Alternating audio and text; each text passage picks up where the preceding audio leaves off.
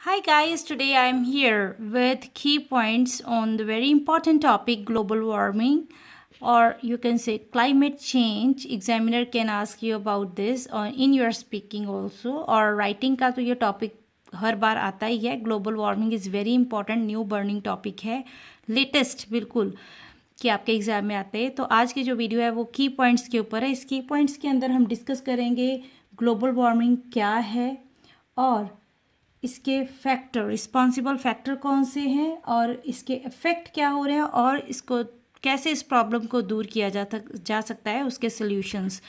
तो ये वीडियो आप एंड तक ज़रूर देखिए, शेयर करें with your friends because this is very important video for your key points only with vocabulary words. बहुत सारे अच्छे वोकैबुलरी वर्ड्स भी इसके अंदर यूज़ किए हुए हैं. ये लास्ट मिनट प्रेपरेशन में आपके काम में आने वाली वीडियो है. सो की पॉइंट्स को ज़रूर एक बार देख के जाए एग्ज़ाम से पहले भी.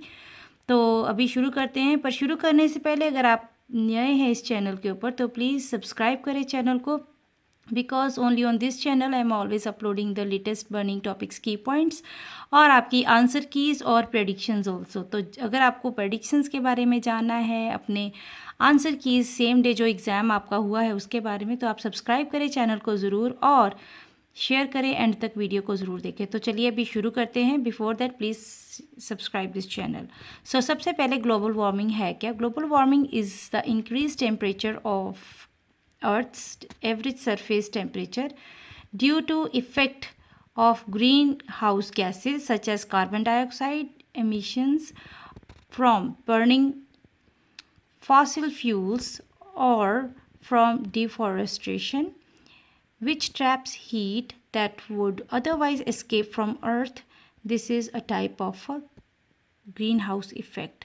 तो ग्लोबल वार्मिंग जो है वो एक तरह का जो आपका ग्रीन हाउस का इफ़ेक्ट ही है. तो ग्लोबल वार्मिंग है क्या चीज़, जो धरती का टेम्परेचर बढ़ रहा है और जिसके कारण आप देख रहे हो कि ये बढ़ क्यों रहा है. सबसे पहले जो कार्बन डाइऑक्साइड के कारण और जो बर्निंग फॉसिल फ्यूल्स हैं उसके कारण. तो कैसे डिफॉरेस्ट्रेशन भी ऑल्सो बहुत बड़ा एक रीज़न है ग्लोबल वार्मिंग का. तो रीज़न जो है ग्लोबल वार्मिंग के ये यहाँ पे डिस्कस किए हैं कि ग्लोबल वार्मिंग है क्या, किसको कहते हैं कि increase of earth's average surface temperature. ठीक है, किस चीज़ से हो रहा है वो उसके बारे में यहाँ पे बताया है. इसको आप इस तरह से भी लिख सकते हैं, greenhouse effect is a natural phenomena critical for the survival of living beings in the earth planet earth.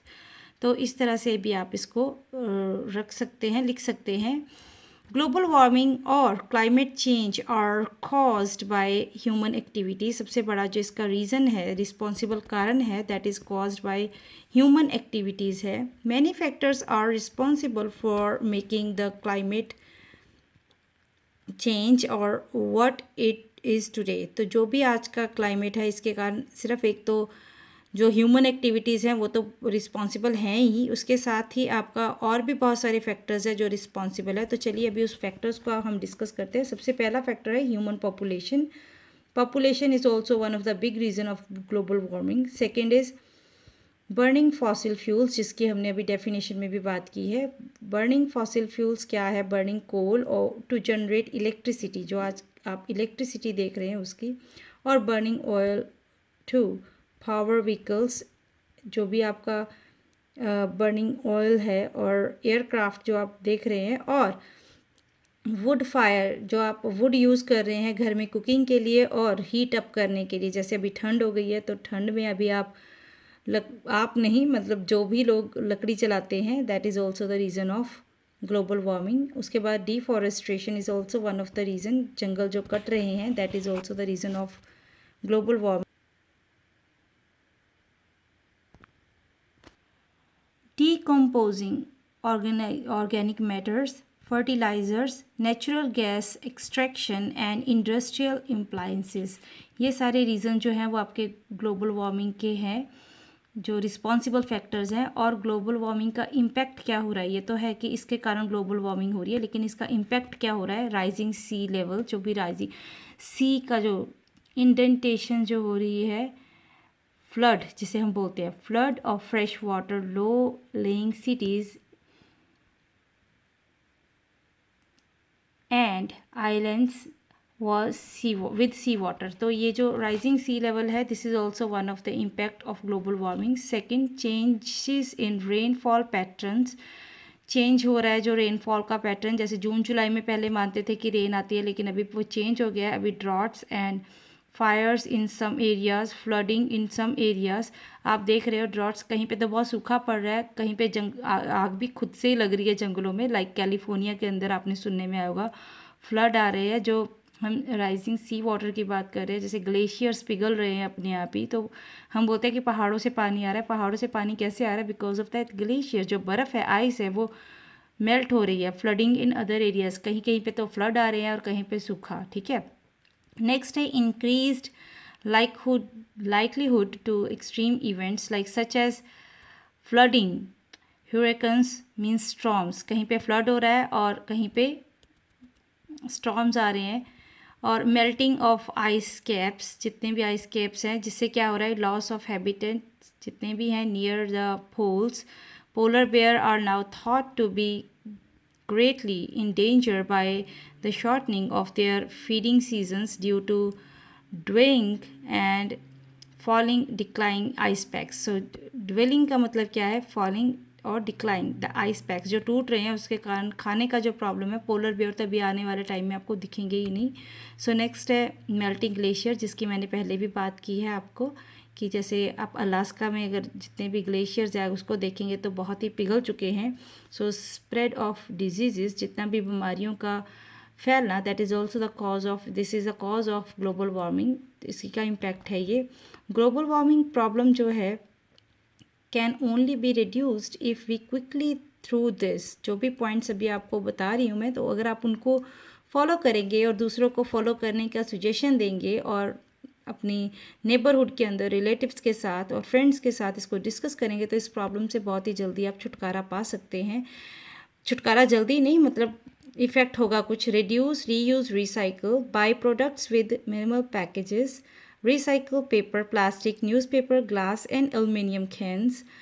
By recycling half of your thresholds waste, reduce waste by choosing reusable products instead of disposables. Reusable products है उसको आप use करें instead of the disposable products. Next हम क्या कर सकते हैं? Use less heat and air conditioning. अगर आप चला सकते हैं, थोड़ा गर्मी सहन कर सकते हैं, तो कम यूज़ करें एयर कंडीशन को और हीट को. ठीक है. और जैसे आप घर में हीटर वगैरह यूज़ करते हैं तो उसको कम यूज़ करें. Change your light bulbs, replace with regular light. जो भी आपकी रेगुलर लाइट है उसको रिप्लेस करें CFL के साथ, कॉम्पैक्ट फ्लोरेसेंट लाइट के साथ. ड्राइव लेस करें और ड्राइव स्मार्ट करें. लेस कैसे करें कि अगर आप थोड़ी दूर पे जाना है तो आप ज़रूरी नहीं कि कार को लेके जाना है या बाइक लेके जाना है, आप पैदल भी जा सकते हैं वॉकिंग डिस्टेंस के ऊपर. और स्मार्टर कैसे करें? ड्राइव स्मार्टर मीन्स अपनी गाड़ी अगर परचेज़ कर रहे हैं तो हाई माइलेज देख के लें. और सेकंड, अपने गाड़ी को अच्छे से चेक करके रखें, उसके टायर की हवा चेक करके रखें, रिपेयर प्रॉपर टाइम पे करवाएं. ठीक है. Buy energy efficient products, use less hot water और save electricity. Always use switch of.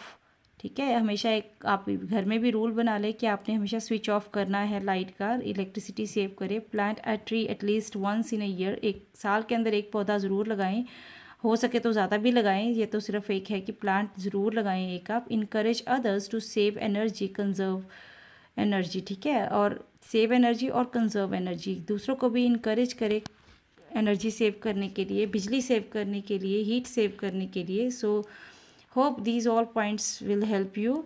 और अगर आपको कुछ और हेल्प चाहिए, अगर आपको डिटेल में इंफॉर्मेशन चाहिए, तो please write me down in the comment section and let me know how much helpful these points to you guys.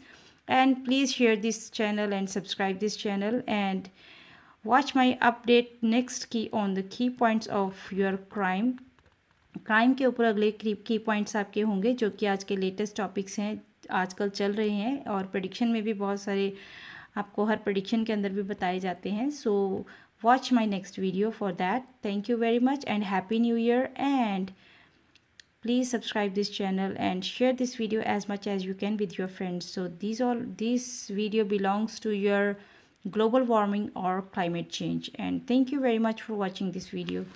Thank you.